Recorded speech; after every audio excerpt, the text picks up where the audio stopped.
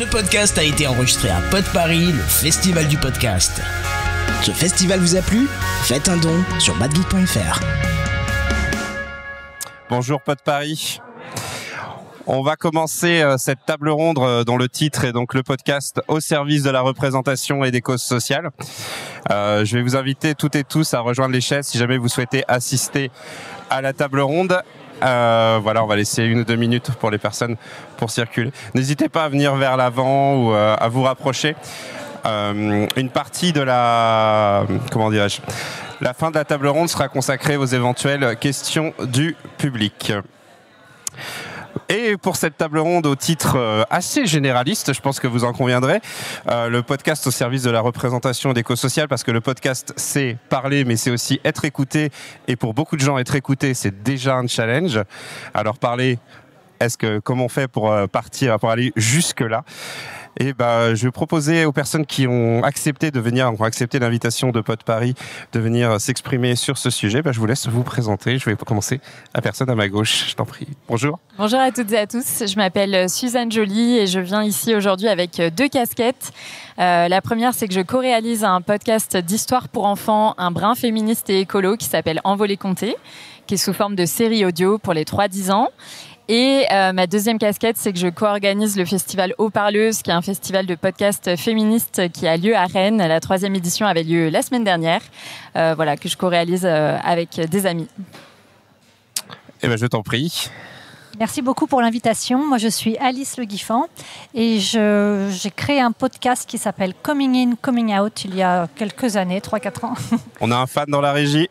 Oui, il a été publié sur Radio Laser. On en a d'autres ailleurs. De Guichin, près de Rennes. Et voilà, j'en suis à une 50aine d'épisodes aujourd'hui. Et enfin Yves. Bonjour à tous, donc moi je suis Yves Denlat, je suis ici, alors j'ai aussi un podcast sur la tech, mais je suis là surtout pour la casquette de la création du Podcaston. Et le Podcaston, c'est un mouvement qui a lieu en mars prochain, en mars 2025, qui englobe un mélange entre le Téléthon et The Event, qui est une collecte de dons, qui est un rassemblement de tous les podcasteurs qui veulent mettre en avant des associations qui ont besoin d'aider, qui ont besoin d'aide, qui ont besoin de bénévoles et qui ont besoin de dons et qui parlent avec leurs mots de leur association. Donc le Podcaston 2025, c'est pour ça que je suis là. Merci. Et donc pour les personnes qui seront à Pod Paris, ne vous inquiétez pas, Yves viendra vous adresser la parole de toute façon. J'ai cru comprendre qu'il recrutait pour le podcast. Donc voilà, n'hésitez pas. Pardon, excusez-moi. Je vais changer la slide parce qu'en fait, on aurait dû avoir Tipora Sidibé de l'association Tant que je serai noir, mais elle ne peut pas venir elle peut pas se déplacer pour des raisons médicales. Je suis désolé, je me suis trompé de slide. C'est pas très grave. Je vais commencer par la première question. Alors, en toute transparence, on a préparé cette table ronde avant, histoire de que les questions soient connues, etc. Il n'y a pas de surprise. Moi, la question, quand j'ai lu le titre de cette table ronde, le podcast au service de la représentation et des causes sociales, je me suis posé la question, en réalité, quand on imagine le podcast, on imagine quelqu'un qui est comme moi, là, est devant son micro, parle, dit son avis. Mais quand je regarde les podcasts que vous faites, les initiatives que vous faites, c'est plus que vous donnez la parole aux autres et des gens qui n'ont pas forcément l'habitude de prendre la parole. Du coup, je peux poser une question assez simple, mais pourquoi avoir choisi de faire un podcast pour donner la parole aux autres ? Je vais commencer. Si je réponds avec la casquette Envolé Comté, donc un podcast d'histoire pour enfants, nous, ce qu'on avait envie, c'était déjà de donner la parole aux enfants. Donc, les enfants, en fait, on les entend jamais dans les médias. Donc là, ce sont des fictions, ce sont des séries audio que nous-mêmes on crée, mais tous nos acteurs et actrices sont joués par des enfants. Ça nous paraissait important déjà pour que les enfants qui nous écoutent puissent aussi s'identifier du coup à ces personnages principaux. Et dans nos histoires, on a à cœur d'être les plus inclusifs possible, donc de représenter une diversité de schémas familiaux, de mettre des héroïnes à l'honneur, parce qu'on sait aujourd'hui que dans la littérature jeunesse, il y a 2 fois plus de héros que de héroïnes, d'aborder des thématiques comme le handicap, le deuil, etc., etc. Donc vraiment de visibiliser en tout cas des sujets de société. Et si je réponds avec la casquette Eau Parleuse, Eau Parleuse, c'est le festival pour oser l'ouvrir, comme on dit à Rennes. Et le but, c'était vraiment de donner la parole à celles et ceux que l'on n'entend pas dans les médias un peu mainstream, et donc de rassembler des podcasteristes qui abordent des sujets de société, et donc notamment donner la parole aux femmes et aux minorités de genre. Alice, tu veux... Et alors moi, j'ai créé ce podcast parce que je trouvais qu'on manquait vraiment de représentation des femmes homosexuelles ou bisexuelles. Moi, j'ai fait un coming out très très tardif parce que j'ai pensé très très longtemps, notamment toute mon adolescence, mais même encore ma vie de jeune adulte, que j'étais probablement la seule de mon espèce parce que je ne rencontrais personne d'autre qui correspondait à ce que je croyais peut-être, mais c'est pas sûr être. Et du coup, quand ça fini par être vraiment clair, je me suis dit, mais cette parole, elle manque cruellement, elle m'a manqué, elle manque encore, même s'il y a Internet, même s'il y a beaucoup plus de visibilité des personnes bi ou homo ou trans. Mais les femmes, les personnes assignées femmes manquent encore beaucoup à l'appel. Et du coup, j'ai voulu leur donner la parole. Avant que je te redonne la parole, Yves, je voudrais rebondir sur quelque chose que tu as dit, Suzanne.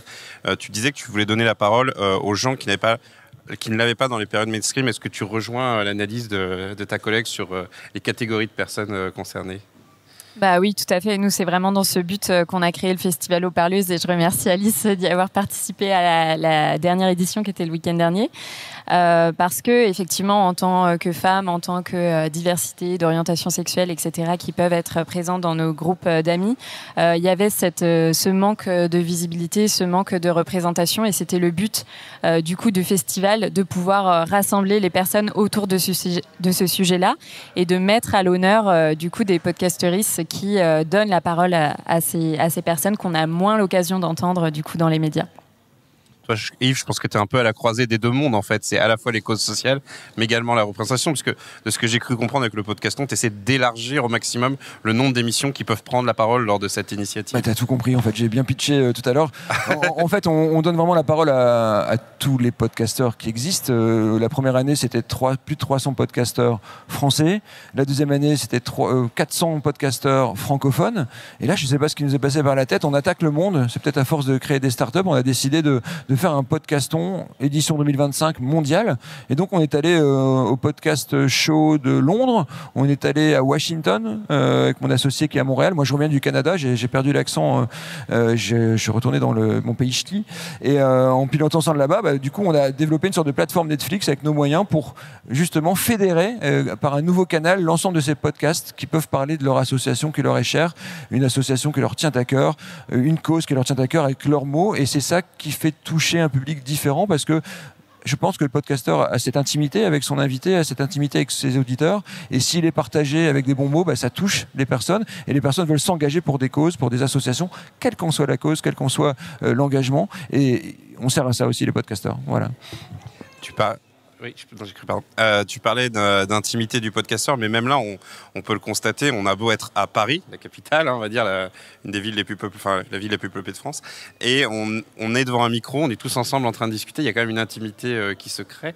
Et je ne sais plus laquelle de vous deux avait dit, en fait, c'est un peu pour prouver qu'on n'est pas seul, qu'on donne la parole à des gens différents. Moi, la question que j'ai envie de poser, c'est déjà dire aux gens, de manière générale, que quand vous créez un podcast, parce que je vais parler un peu d'une expérience un peu personnelle. On m'a souvent dit au début, quand il y a des années de ça, le podcast, en fait, ça peut permettre à n'importe qui a une passion un peu particulière d'en parler à tout le monde. Mais quand tu élargis le spectre, en fait, c'est pas que les passions, c'est également les personnes en elles-mêmes. Le micro, en fait, on est aussi proche de sa tête que de son cœur quand on parle dans un micro. Et du coup, ma question, c'est à qui vous vous adressez justement quand vous faites vos émissions et que vous vous livrez en quelque sorte? Alors avec Envolée Comté, nous on s'adresse vraiment aux familles, donc et les écoles primaires et les accueils de loisirs, donc vraiment les endroits qui accueillent des enfants de 3 à 10 ans. Et le but c'est de créer des ponts effectivement entre ces structures éducatives et le podcast. Et notre prochaine aventure, ça va être d'aller réaliser des histoires audio dans les écoles avec les enfants pour aussi leur donner l'opportunité de créer leurs propres histoires, de développer leur imaginaire, de jouer les personnages, etc. Et donc, encore une fois, de faire le pont entre le micro, le podcast, l'audiovisuel et la réalité pour qu'il et elle puissent s'exprimer. Et donc, pour aux parleuses, pardon, je réponds avec la deuxième casquette, on s'adresse vraiment principalement aux femmes et minorités de genre, même si bien sûr toutes les personnes sont les bienvenues, mais en tout cas ce sont de ces sujets spécifiquement du féminisme intersectionnel que l'on va parler au festival. T'as déjà eu des retours d'enfants? Je suis désolé. Moi, je suis désolé. Je sais pas s'il y a beaucoup d'entre vous qui ont déjà entendu parler de podcasts qui étaient dédiés aux enfants. Les seules émissions auxquelles je pense, c'est un peu les petits bateaux sur France Inter, mais c'est parce que je suis un vieux pour le coup. Mais t'as déjà eu des retours d'enfants? Oui, on en a plein parce que on a plein d'enfants qui jouent du coup dans nos histoires et on a plein de familles qui nous écrivent. Donc c'est chouette. On essaye de créer un lien au maximum. Par exemple, on a plein d'histoires qui se terminent avec des petites énigmes où il faut répondre à une devinette ou à une énigme pour avancer dans l'histoire et écouter l'épisode suivant. Et du coup, ça crée vraiment un échange avec les enfants qui nous écoutent et qui nous envoient plein de messages trop choux. Alice, du coup. Moi, je crois que je m'adresse, vu les gens qui m'écrivent, c'est en général essentiellement des femmes et qui sont en train de se poser des questions et qui ne savent pas trop et qui veulent mieux comprendre ce qui leur arrive. Et du coup, elles écoutent les histoires d'autres personnes qui racontent comment elles ont vécu leur questionnement, comment elles ont fait ou pas leur coming out et comment ça s'est passé. Et du coup, voilà, je crois que c'est... Mais moi, j'avais surtout envie que ça soit quelque part dans l'espace et que le trouve qui le cherche. C'était ça mon envie. J'ai pas fait de pub, mais je me suis arrangée pour qu'il soit disponible partout. Et si on le cherche, on le trouve. Le titre, il n'est pas original, mais il est transparent. Du coup, ça permet de le trouver. Et aussi, je fais très très peu de montage. Je photoshop pas la parole des gens parce que je fais pas de l'art, mais je fais une espèce de bibliothèque de témoignages qui restera, j'espère, pour qui veut les trouver. C'est de la représentation pure, quoi, en fait. Oui. Moi, je parlais peut-être un peu de sérendipité. C'est quand la genèse du projet, en fait, c'est donner la parole à des personnes aussi. On a créé un réseau social sur l'altruisme. C'était dingue parce qu'un réseau social, on l'utilise, on est tous addicts de voir les vacances du voisin ou de voir les photos des vacances d'un copain ou le petit chien ou le petit chat, enfin, bref. Et nous, ça nous énervait un peu, donc on a créé un réseau social sur l'altruisme qui s'appelle Altruwi, A-L-T-R-U-W-E. Il y a 35 000 personnes qui sont mises sur le site Altruwi. On le voit ici pour les personnes qui sont dans la salle. Et en fait, on partageait des initiatives inspirantes. Et le pari, c'était que par mimétisme social, si on lisait des belles choses, on devenait meilleur. Le pari était gagnant, sauf que c'était pas tellement addictif parce qu'on venait de temps en temps, on partageait des bonnes histoires. Mais par contre, les associations nous ont dit, nous, on aimerait bien partager les belles histoires sur votre réseau. Donc, on a créé un espace associatif. Et de là, on a dit, faudrait qu'on fasse un événement. Et c'est là qu'est né le podcaston, le marathon du podcast, le téléthon du podcast, le The Event pour collecter des dons, le je veux aider.org pour aider à trouver des bénévoles. Et c'est comme ça qu'on a commencé à donner la parole à des associations.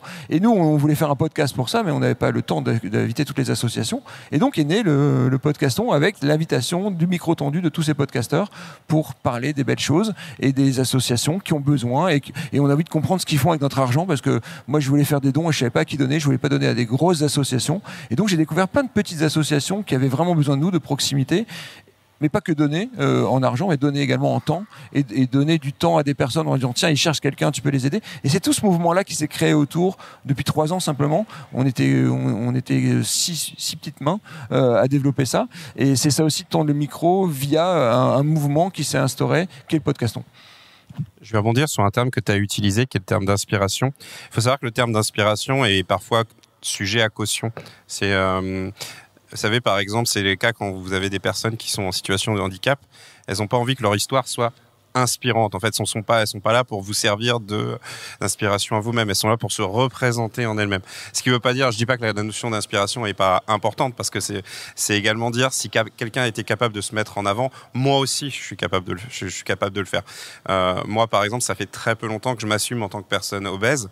Mais c'est parce qu'il y a d'autres personnes qui l'ont fait avant et parce qu'il y a d'autres personnes qui ont été quelque sorte une inspiration. Je suis désolé pour la petite digression, mais le terme d'inspiration est parfois, en fait, il faut bien préciser ce que c'est, parce qu'en fait, ça peut être quelque chose qui fait plus de mal que de bien, en fait, pour les personnes qui sont la source de tout ça. Est-ce que la notion de représentation, je vais finir avec toi, Yves, pour rebondir sur le podcaston, il y a en quelque sorte une recherche en fait, est-ce que tu recherches une quantité d'émissions, une quantité de podcasts pour aboutir à une représentation plus large? Ou est-ce que c'est le fait que des associations qui représentent des causes sociales ont besoin d'une représentation via le podcast? Je pense que déjà, moi j'ai découvert l'univers du podcast, j'en ai fait un pour être en plus dedans, mais je pense qu'il y a plus d'associations que de podcasteurs. Parce que là, on a un nouveau besoin qui s'est créé, c'est qu'on est devenu le Tinder de l'association. C'est-à-dire qu'on a un catalogue de 400 associations l'année dernière qui cherchaient un micro pour parler de leur association, pour parler de leur cause, avoir des aides et expliquer ce qu'ils font concrètement. Et ça, c'est un besoin qui s'est créé. Donc ça veut dire qu'il y a beaucoup plus d'associations que de podcasts. Donc je recherche des podcasteurs, mais ils ont tous leur cause qui leur tient à cœur, ou alors ils peuvent trouver dans le catalogue qu'on a mis en place une cause qui pourrait les aider, régionale, nationale, internationale. Là, on s'est attaqué au niveau mondial, on a échangé avec des acteurs de renom. Là, il y a un nom qui me vient en tête parce qu'on échange avec Kevin Bacon pour qu'il soit notre parrain. Je ne savais même pas qu'il avait un podcast. J'ai croisé le podcast le plus populaire aux États-Unis. Je ne savais même pas qu'il était très populaire, mais apparemment c'est le numéro 1. Il y a plein de personnes comme ça qu'on rencontre. Et derrière, ils sont tellement impliqués dans des associations que pour eux, c'est normal. Et en France, on n'est pas encore cette culture du don, cette culture justement de la philanthropie pour justement marteler et dire qu'il faut faire quelque chose. Et je pense que toutes ces associations, si on est bénévole, si on donne du temps, ça mérite un coup de projecteur ou un coup de micro, ou en tout cas, un coup de micro, ça va pas comme expression, mais faut m'aider. Mais non, en tout cas, voilà, être mis en avant par une voix pour parler directement de sa cause. Et ça, c'est en ça que c'est joli, je trouve. C'est tendre le micro, je pense que tu cherchais. Je vais faire un petit sondage dans la salle avant de revenir sur la table ronde. Il a été question d'associations et qui sont au plus proches de chez vous. Mais moi, par exemple, je viens de Rennes et je peux vous assurer que je connais absolument pas toutes les associations différentes. Alors, je parle pas forcément que les associations culturelles ou sportives, mais même les associations de représentation, de défense, etc. Je veux savoir, est-ce que vous avez l'impression dans la salle de connaître vraiment le monde associatif qui vous entoure, autour de chez vous? Ouais, pas trop. Je pense.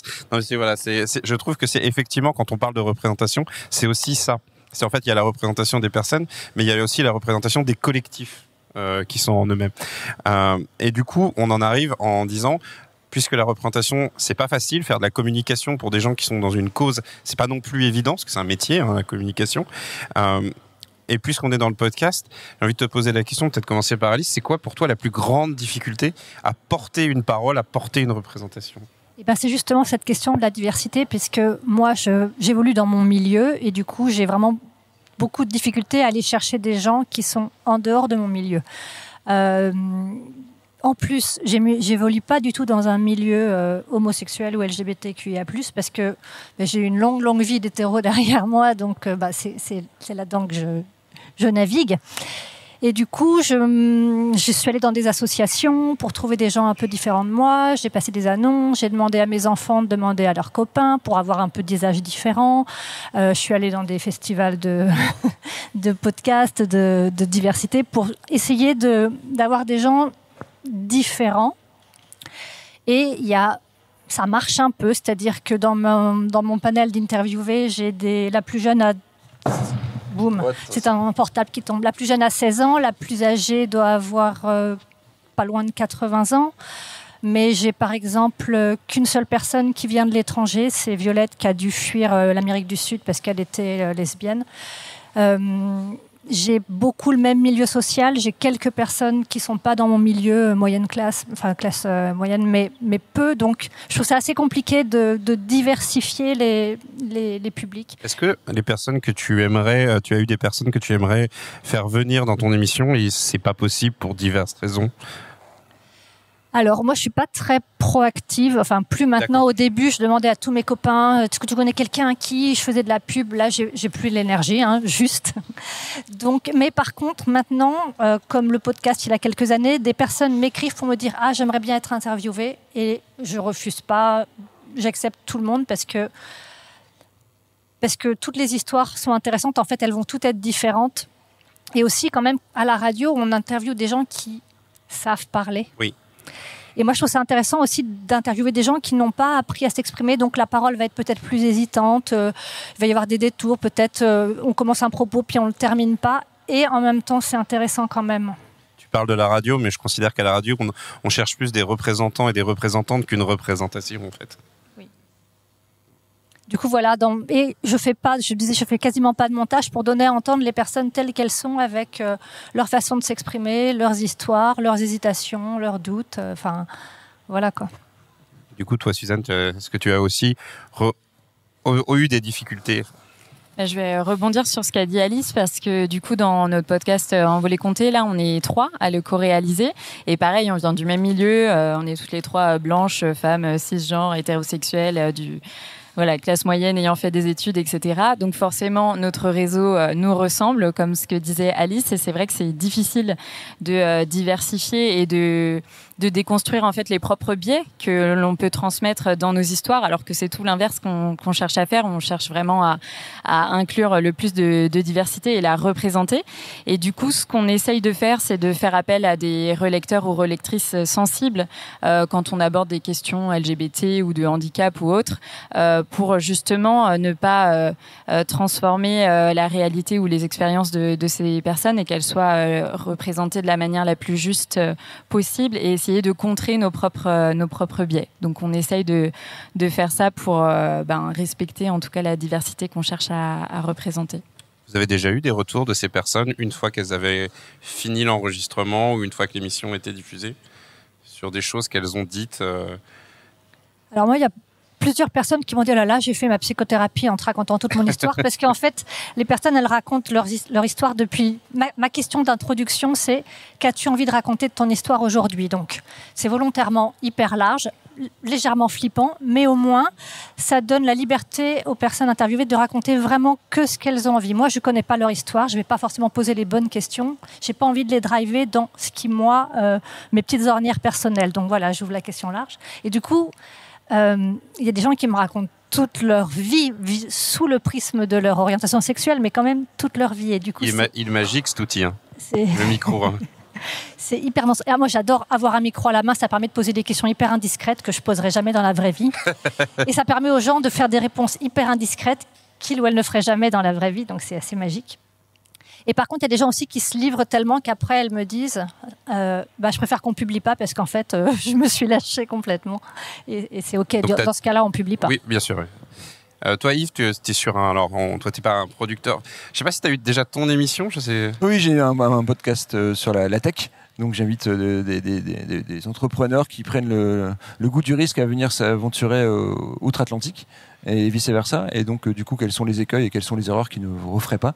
Donc c'est ça qui est intéressant. Mais donc du coup, là c'est facile d'inviter parce qu'il y a beaucoup d'entrepreneurs quand même qui tentent.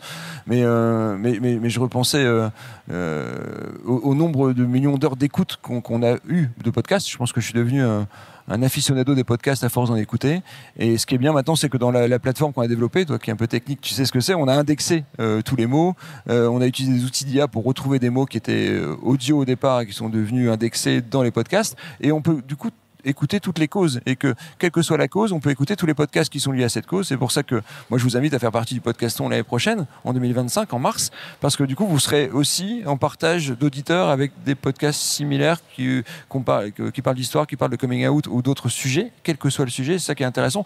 Moi j'étais bouleversé par j'ai rencontré une personne qui est devenue une amie qui fait des podcasts sur le tricot, podcast filmé, et elle a aidé une association qui a eu énormément de dons suite à la diffusion du Podcaston. Et donc du coup je dis rien qu'à ça sert. Donc les retours, tous les mots, tous les messages de cœur, tous les messages d'amour qu'on a sur les réseaux sociaux, on est bombardé pendant une semaine de ce Podcaston, et c'est ça qui est incroyable. Et du coup on crée un élan, un mouvement et des choses très sympathiques. Donc à force d'écouter, on comprend qu'on rentre dans l'intimité des gens et que les gens se confient beaucoup plus. Et même moi aussi, quand je suis interviewé, des fois je me dis, mais pourquoi je dis tout ça? Mais parce qu'on a envie de se confier, parce que ça nous tient à cœur, parce que c'est une cause, parce que c'est des causes et parce que c'est important d'en parler. Et surtout, je voudrais rebondir sur le fait, tu disais, voilà, tu as un outil qui scrape, je vais éviter de parler technique, mais en gros, qui indexe un peu tout ce qui est faisable.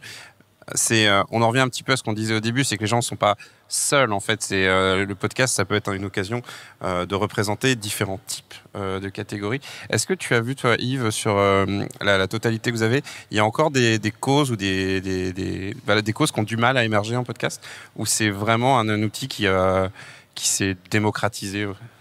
Non, parce que j'ai découvert des causes pour sauver le hibou de nuit, là, des animaux, aux enfants handicapés, à l'insertion par le sport, à la réinsertion professionnelle, au harcèlement scolaire. Mais j'ai vu des belles initiatives. Il y a par exemple 12 podcasteurs, 12, qui sont rassemblés et qui ont parlé de cette cause de harcèlement scolaire et qui ont traduit avec leurs mots chacun pour un épisode diffusé en même temps sur les 12 podcasts en même temps. Et donc ça, c'était assez intéressant parce qu'on l'a traduit avec une IA en anglais, on l'a amené au podcast de Londres et ils ont été bluffés que sans avoir un même label, les podcasts se sont mis ensemble pour parler d'une cause commune parce qu'ils étaient tous intéressés, ils ont dit autant le faire ensemble et donc il y a des choses qui sont créées comme ça, donc c'est des mouvements incroyables, c'est des aides pour des enfants, pour le village des enfants extraordinaires par exemple où il y a beaucoup de podcasts qui les ont invités et donc du coup ils ont eu un élan de solidarité très important en tant que bénévole ou avec de l'argent. Donc il y a plein de belles histoires comme ça qu'on nous raconte, qu'on a essayé de partager sur les réseaux sociaux, mais c'est un boulot de dingue parce que plus ça monte, plus il y a de monde et plus d'histoires jolies à raconter. Donc on devrait faire un podcast du podcaston en fait. Je pense que ce serait aussi important. Ça finit généralement comme ça le podcast. J'ai une question pour vous trois et après on pourra commencer à prendre des questions dans le public si vous en avez. On essaie, ça reste une table ronde, mais si vous n'hésitez pas à participer si vous avez des questions pour n'importe lequel des personnes intervenantes. La question que j'ai envie de vous poser à vous trois, je vais commencer par toi Suzanne, c'est qui, à ton avis, encore aujourd'hui, n'a pas accès suffisamment à la parole et n'est pas représenté dans le podcast, en quelque sorte? Ou quelle cause, aussi? Ça peut dépasser ton propre... Ouais, parce que forcément, je connais pas tous les podcasts existants et je rejoins Yves sur le fait que chaque podcast a son audience et c'est ça tout l'intérêt, en fait, de se lancer dans cet univers-là, parce que du coup, si on estime que notre cause n'est pas représentée, je trouve que c'est un outil super justement dont on peut s'emparer pour aller chercher des gens qui auraient besoin de cette représentation-là. Donc là, comme ça, j'ai pas de cause à nommer, mais je pense qu'il en existe plein ou qui sont encore, trop peu représentées parce que trop petite audience à écouter ou ce genre de choses. Mais j'ai pas de cause en tant que... Ce qui est fou, c'est qu'on ne sait pas quelle sera l'audience tant que le podcast n'est pas produit. Ça se trouve, parmi les gens qui nous écoutent, il y a des gens qui disent j'aimerais bien parler de ça, mais ça va intéresser personne au final. Et si ça se trouve, non. En fait, vous n'êtes pas toute seule, vous n'êtes pas tout seul. Et il y a des choses qui sont possibles. Surtout qu'un podcast, alors je ne vais pas dire que c'est facile à produire, ça reste un travail technique à faire, ça reste un enregistrement, il faut une idée, il faut de la disponibilité, il faut du temps. Aussi, mais ça reste un outil possible. On continue le tour de table du coup sur, à ton avis, qui n'a pas encore accès suffisamment ou pas du tout même à la parole? Alors les enfants, on les a nommés tout à l'heure. Les enfants, de toute façon, on va les driver si on les interroge. Enfin, c'est pas facile de vraiment laisser les enfants dire ce qu'ils ont à dire. On a eu un enfant tout à l'heure qui a tenté de s'exprimer dans l'entrée. Je sais pas, je pensais aux animaux aussi, mais on ne sait pas comment faire. Non, sinon il y a beaucoup de thèmes qui maintenant sont abordés. Juste, il va y avoir plus ou moins d'émissions disponibles pour tel ou tel thème. Je pense par exemple, moi je me suis beaucoup intéressée récemment au thème de la mort, au thème de la vieillesse, au thème de la ménopause. Ça doit être l'âge. On trouve des choses. Juste, on en trouve moins que si on s'intéresse à l'amour, par exemple, ou à la politique. Mais moi, je pense que je ferai les émissions qui me manquent de toute façon. C'est pour ça que j'ai créé celle-là et je continuerai. S'il y a des trucs qui me manquent, j'irai les faire. Ça rejoint un peu l'informatique où on dit j'ai pas le logiciel qu'il me faut donc je vais le créer. Moi, je rejoins Alice.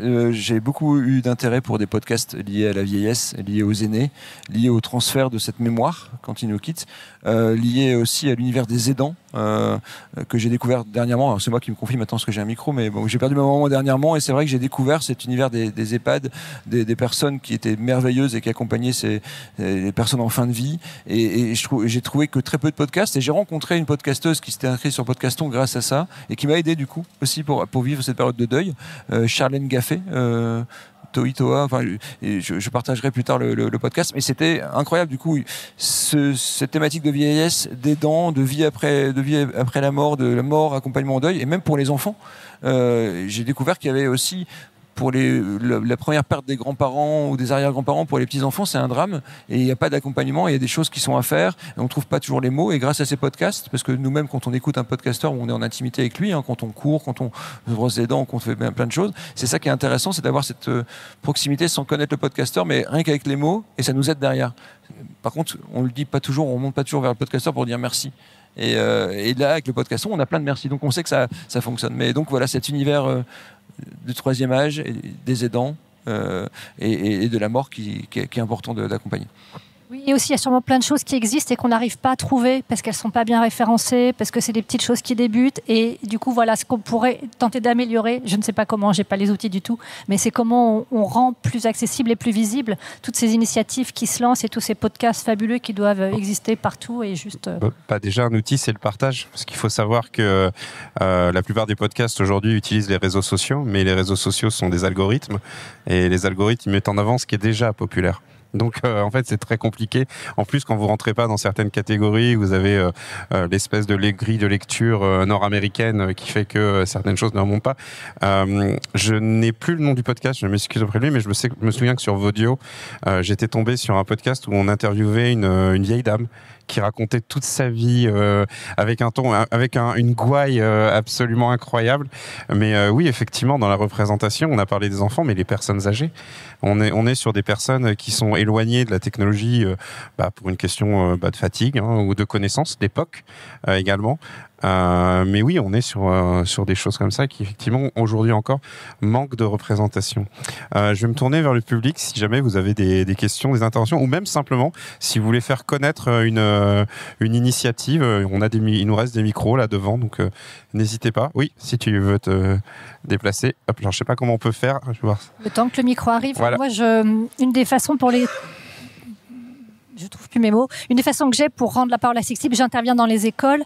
Enfin, j'ai fait quelques interventions. Là, je travaille avec des migrants mineurs non accompagnés et je leur apprends à faire du podcast. Et c'est assez génial de les voir s'emparer de ces outils. On n'a fait que 2 réunions encore, mais de les voir s'emparer de ces outils et de geeker sur... ils enregistrent leur histoire, ils commencent à mettre des musiques et tout. Je ne sais pas ce que ça va donner, mais j'ai hâte. De toute façon, ça peut donner que du bien. Je t'en prie, vas-y. Bonjour, je suis Géraldine et donc moi je suis en préparation d'un podcast qui va s'appeler Handicap et cinéma. Cap fait référence à la cape du chien d'assistance et du chien guide. Voilà, ça va être le lien entre la question du handicap, les représentations, l'inclusion, l'accessibilité devant, derrière la caméra. Je voulais rebondir sur ce que vous avez dit, Suzanne, que je ne me trompe pas, sur le fait de chercher des experts qui viennent cadrer un petit peu le discours. Moi, je voudrais savoir si vous aviez un conseil sur comment trouver quelqu'un qui va un petit peu faire garde-fou par rapport à effectivement la parole qui est donnée, les questions qui sont posées et comment on traite cette parole. Nous, c'est encore une fois, c'est un podcast de fiction. Donc, on écrit des histoires. Donc, la personne, en fait, on va faire appel à une personne concernée par le sujet, que ce soit une histoire avec une famille LGBT ou de telle culture, telle religion, tel handicap, etc. Pour que la personne concernée, en fait, puisse relire du coup notre histoire et nous dise si ça correspond à la réalité ou si on a pu être maladroite dans nos formulations et tout ça. Donc, nous, c'est comme ça qu'on fait appel. En fait, on cherche des personnes concernées par la représentation qui est mise à l'honneur dans notre histoire. Je ne sais pas si c'est plus clair. Il n'y a pas eu d'idée d'expert identifié qui puisse... non, par contre, c'est vrai qu'il existe des personnes dont c'est le métier d'être relecteur et relectrice sensible. Sensitive readers, comme on dit en anglais, avec mon bel accent. Et c'est un métier aussi. Donc, peut-être qu'il existe des plateformes pour rencontrer ces personnes-là expertes, dont c'est le métier. Moi, ça m'intéresse beaucoup. Est-ce que du coup, je peux me permettre de te poser une question ? Oui, bien sûr. Parce que du coup, je vais poser la même question que j'ai posée aux autres personnes de cette table ronde, qu'on est tous là pour discuter. C'est quelle est pour toi la plus grande difficulté, en fait, à l'heure actuelle, de réaliser ton projet ? Et selon toi, qui n'a pas assez la parole, en fait, aujourd'hui ? Alors, sur la plus grande difficulté, c'est de se lancer, en fait. C'est d'oser prendre la parole, c'est d'y aller. Moi, pour l'instant, ma difficulté, c'est surtout dans la prise de parole, d'être fluide, de ne pas être trop guerrière des fois dans mon discours. Des fois, je me réécoute et je fais waouh, c'est insupportable à écouter. Donc, de respirer, de prendre la parole et tout, de défier les questions techniques aussi. Moi, je commence à rentrer dans la catégorie boomer, donc de défier tout ça. Mais ça se surmonte. Et puis, sur ce qui est de la parole, j'ai bien aimé, Alice, votre intervention sur les animaux, parce que je viens de faire une séance de communication animale avec un chien d'assistance et que c'était un moment incroyable. Donc, c'est quelque part dans ma tête. Il y a quelque chose peut-être à faire. Après, c'est vrai que j'ai l'impression qu'il y a une diversité qui est énorme. Je ne connais pas assez le podcast pour identifier j'ai l'impression que tout se fait. Il y a tellement de choses qui se fait. Et ce qui est intéressant, c'est aussi la divergence des points de vue sur ce qui se fait. Les propositions sont magnifiques, nombreuses, et j'ai l'impression qu'il y a beaucoup de monde qui a sa voix. Enfin, en tout cas, la possibilité de la voir est assez facilement. Merci. Moi, j'ai un type pour Géraldine. J'ai tapé chien sur Podcaston, et donc il y a eu 3 podcasts qui ont mis en avant justement l'ambition sport, Futur Chien Guide et Vive le diabète, qui ont mis en avant 3 associations différentes, Fondation Frédéric Galland, Anime Chien Guide et Acadia, qui sont 3 associations qui... Je connais tout ça. Voilà. Futur Chien Guide, elle était là tout à l'heure, elle est partie. Voilà, donc on les a mis en avant là. dans 3 épisodes en 2023 et 2024, donc il faut t'inscrire pour le Podcaston 2025. Je pense qu'il n'y a pas le choix, parce que là, tu vas tout de suite monter en notoriété. Et moi aussi, j'ai mélangé les chiens et les personnes âgées, parce que tous les lundis, je vais à l'EHPAD avec mon chien qui est dressé comme un chien guide. Et du coup, c'est la mascotte maintenant. Si j'y vais pas, je me fais engueuler par tous les petits vieux de l'EHPAD. Et ça marche super bien. Il y a quelque chose qui se crée, et je pense qu'il y a vraiment quelque chose à creuser. Il y a des belles histoires aussi à raconter. C'est un vivier, en fait. C'est pour ça que je fais ce podcast. Moi, je suis médiatrice culturelle cinéma de métier. J'ai dû rebondir après une suspension, donc j'ai monté Planète Projet, qui est mon statut d'auto-entrepreneur. Et en fait, en même temps, je suis famille d'accueil pour l'association Andy Chien. Et en fait, en m'intéressant, j'ai ma fille qui est éducateur canin pour les chiens guides à Lille, et en m'intéressant à toutes ces histoires, c'est un vivier d'histoires remarquables. Donc je connais très bien Frédéric Gaillan, je connais très bien Acadia, toutes les associations. Je connais très bien Futur Chien Guide, que je recommande vivement, parce que c'est un magnifique podcast qui est aussi un vivier d'histoires extraordinaires et qui peuvent changer le regard. Alors la question d'être inspirant, ça me parle beaucoup, notamment parce qu'effectivement, comment est-ce qu'on fait pour pas transformer les personnes handicapées en super-héros? C'est pas le but.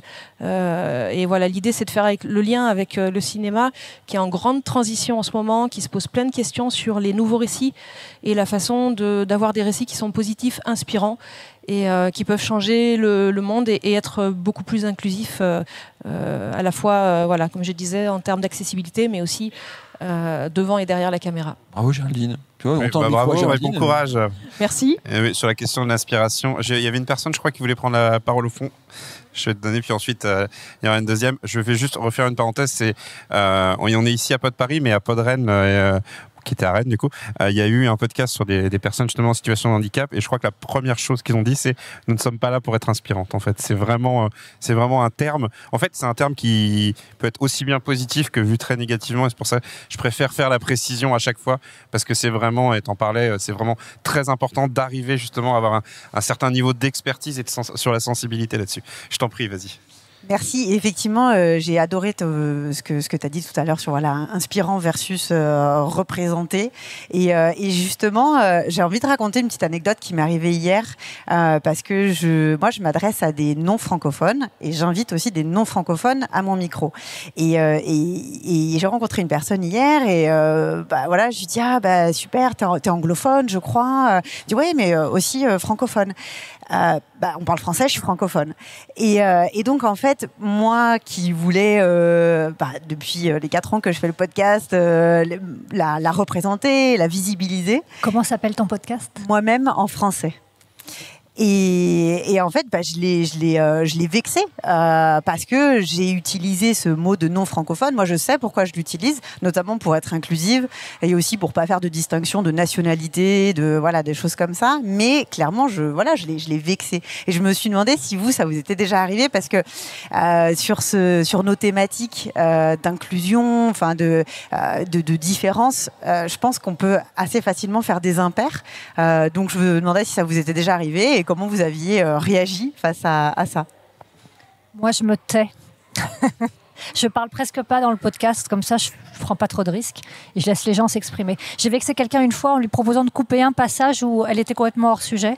Donc si elle m'écoute, je suis vraiment désolée, je voulais pas la vexer.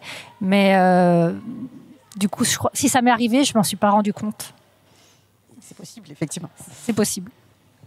Nous, chez Envolé Comté, on fait pas d'interview, donc on a l'avantage en fait du coup d'écrire, ce qui fait qu'on peut relire. On n'est pas dans le spontané, donc c'est un sacré avantage. Mais peut-être que ce serait de demander à la personne comment elle veut être nommée dans un premier temps ou en off. Pour éviter tout impair, parce qu'effectivement, ce qui peut vexer quelqu'un va pas vexer quelqu'un d'autre, et Et donc voilà, j'imagine que chaque personne tient à des mots-clés pour se présenter et donc peut-être demander en off, je sais pas.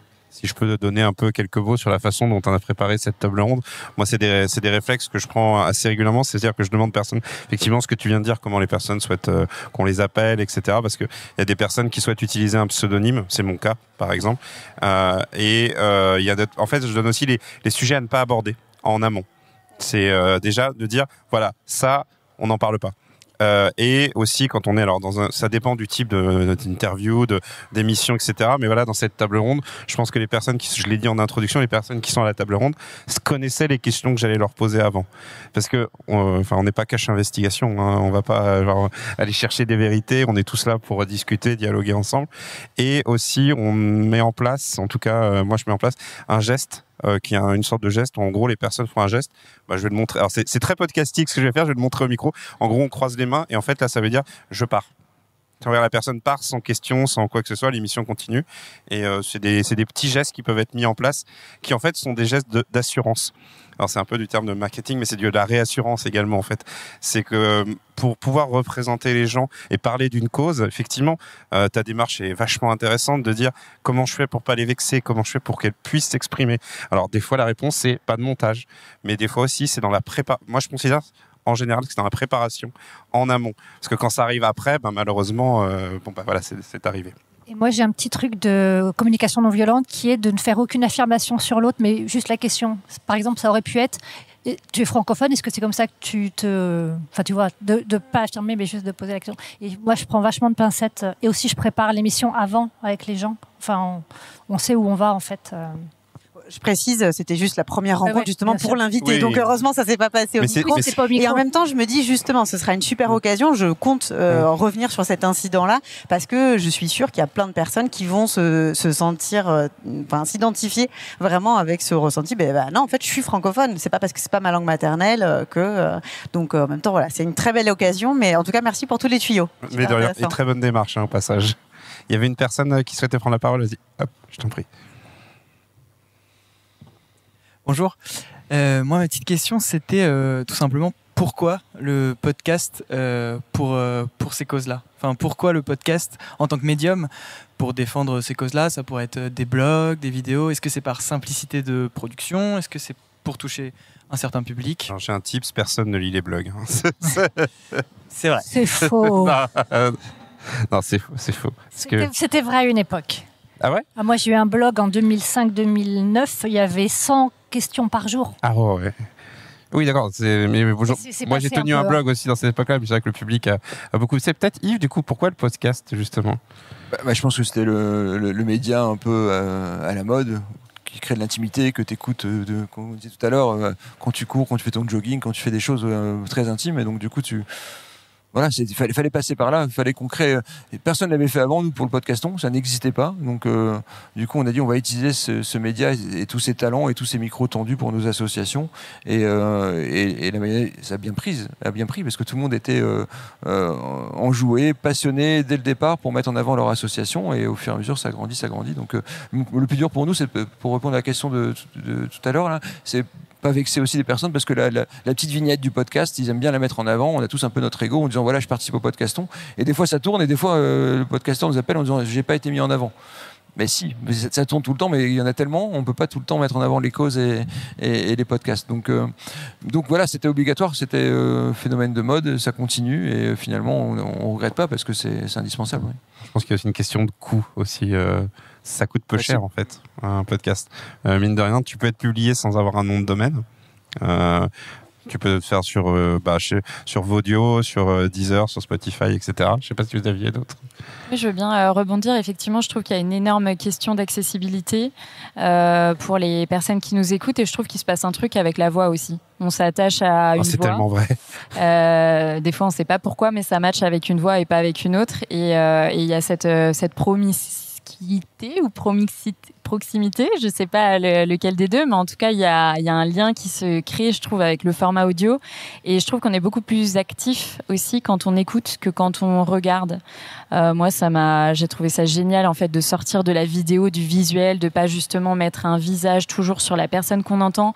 Je trouve que ça enlève plein de biais qu'on pourrait avoir, parce que parfois, on pourrait s'arrêter au physique. Et du coup, je trouve que pour ça, l'audio, c'est magique, parce que du coup, on est en connexion avec la personne, et voilà. Je suis totalement d'accord. Vas-y. Moi, ça me paraissait évident que ça allait être un podcast. D'abord parce que je suis devenue complètement addict au podcast et que je peux en écouter jusqu'à 3-4 heures par jour, certains jours. Et puis parce qu'il y a beaucoup de personnes parmi mes invités qui ne donnent même pas leur vrai prénom, alors laisse tomber l'image. Du coup, la voix, c'était beaucoup plus facile. Et puis c'est accessible, c'était simple.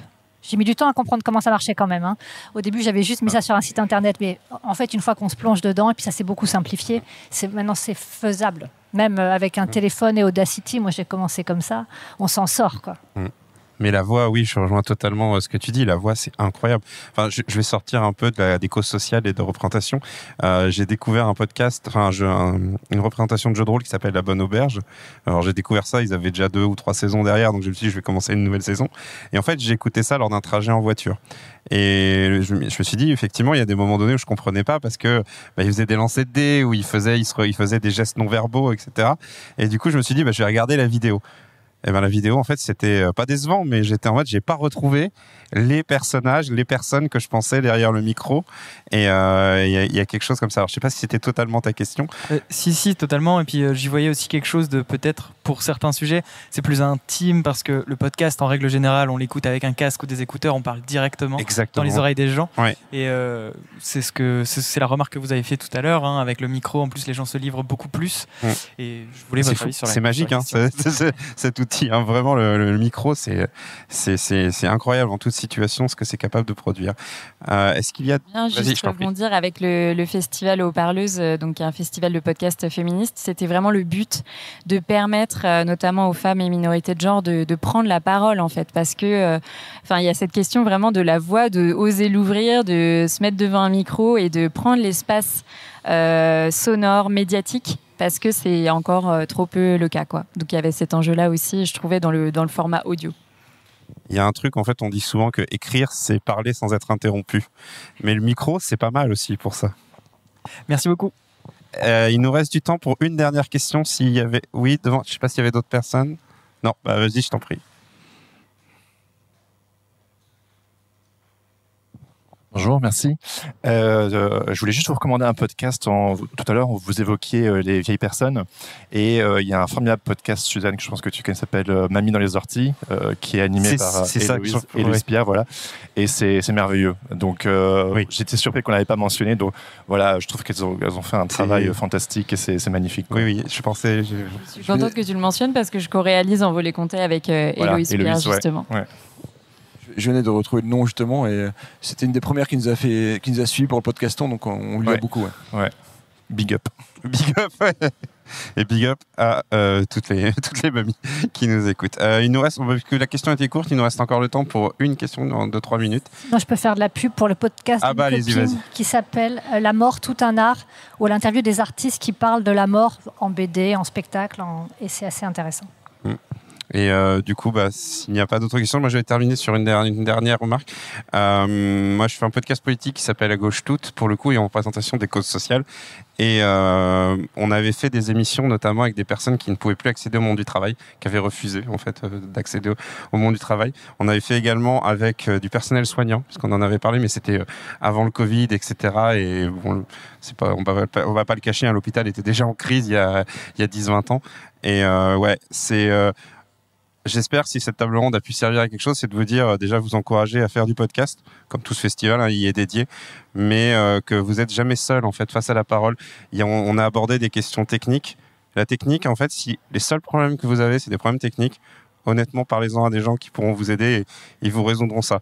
Les problèmes techniques, c'est des problèmes, vous êtes sûr de trouver la réponse. Les problèmes humains, là, par contre, c'est beaucoup plus compliqué.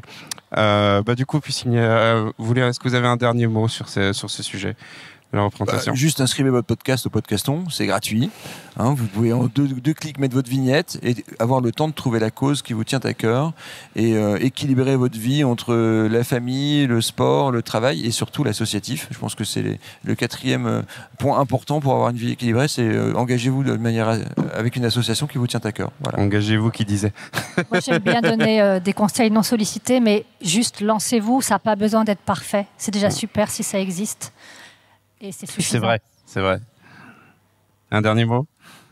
Merci pour cette table ronde. J'ai pas grand-chose à rajouter. Tout a été dit. Et puis, au plaisir d'échanger avec vous après, en dehors du micro. Voilà, je voudrais vous remercier toutes et tous d'avoir assisté à cette table ronde. Merci à Bad Geek, vos duos, Podfun et donc Pod Paris de nous avoir invités. Donc je vais remercier Suzanne Joly du podcast Envolée Comté et du festival Haut-Parleur, Alice Le Guiffant pour Coming Out et Yves Donald pour le podcaston. Merci.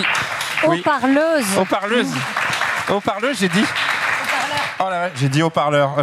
Haut-parleuse. Voilà, c'est bien. Je suis bien un mec, moi. Ça, je confonds la technique et l'humain. C'est pas ouf. Donc haut-parleuse, je m'excuse. Merci à vous d'y avoir assisté.